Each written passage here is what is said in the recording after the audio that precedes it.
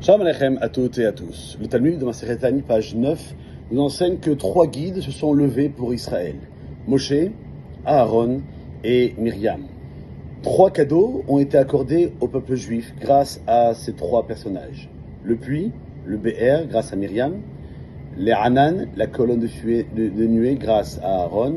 Et la manne, la nourriture céleste, grâce à Moshe. Comme Myriam, dans cette paracha de Chukat, va être annoncé son décès, le puits a disparu. Et puis il est marqué qu'il n'y avait plus d'eau à boire pour la communauté. Le puits est revenu par le mérite de Moshe et de Aaron. Dans cette paracha aussi, on va annoncer le décès de Aaron. Quand Aaron va décéder, les nuées de gloire vont disparaître. Quelle rumeur va entendre le Ham Israël? Quelle rumeur va être donnée aux ennemis pour attaquer le Ham Israël? L'ennemi a entendu qu'Aaron était décédé et que ses nuées de protection avaient disparu, et il pensait qu'il avait le libre champ pour pouvoir combattre Israël. Et c'est ce que dit la Torah. Toute la communauté a vu que Aaron était décédé. Et le texte dit Vayirou, ils ont vu. Mais on pourrait dire aussi Vayiraou, ils sont apparus. Ces 2 bienfaits, le puits et les nuées, sont revenus par le mérite de Moshe. Quand Moshe va décéder à son tour, ces 3 bienfaits vont disparaître. Est-ce qu'ils sont décédés au cours du même mois? Pourtant, Myriam est décédée en Nissan, Aaron au mois de Av, et Moshe, comme tout le monde le sait, au mois de Hadar.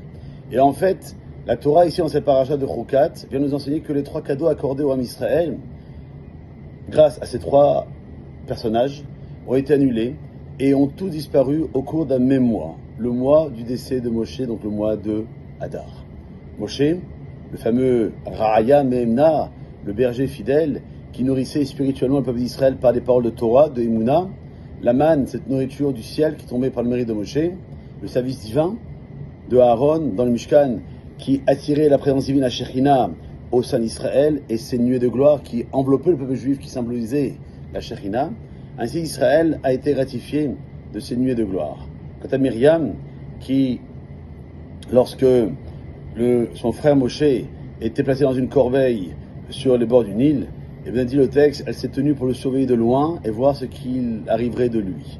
Cette bienveillance lui a valu le mérite de se procurer l'eau au béni Israël durant leur séjour dans le désert. Lorsqu'elle a quitté ce monde, ce bienfait a disparu, ce qui a prouvé que celui-ci résultait de son mérite. Les 3 cadeaux, chers amis, ont été donnés au Ham Israël dans le désert grâce à Moshe, à Aaron et à Myriam, correspondent respectivement aux 3 bienfaits que l'homme doit procurer à son invité. Et pour cela, il faut se rappeler de cet arbre qu'a planté Abraham. Eshel, Aleph, Achila, de donner à manger à son invité. Shin, Shetiya, de lui donner à boire. Et Lamel, Lévia, Lévaïa, de l'accompagner. Ou bien certains diront Lina, de lui proposer à boire. À dormir, pardon. Et les 3 bergers ont personnifié les 3 piliers pour lesquels le monde continue encore à tourner. La Torah, l'étude de la Torah, l'Avoda, aujourd'hui par la prière, et le Chesed, le bien. Moshe, à celui qui a transmis la Torah, et grâce à son mérite, les Juifs ont reçu la manne. Aaron personnifié la Avoda, le service divin. Les nuées de gloire ont été là pour, grâce à son mérite, accorder cette protection du Ham Israël par la Shekhinah qui les accompagnait. Et Myriam excellait dans la pratique du Chesed depuis son enfance jusqu'à son dernier jour. Et donc c'est une raison pour laquelle nous devons nous attacher à nos patriarches. Et la paracha de Chukat vient aussi nous rappeler à Moshe, à Aaron et à Myriam. Passez une bonne journée.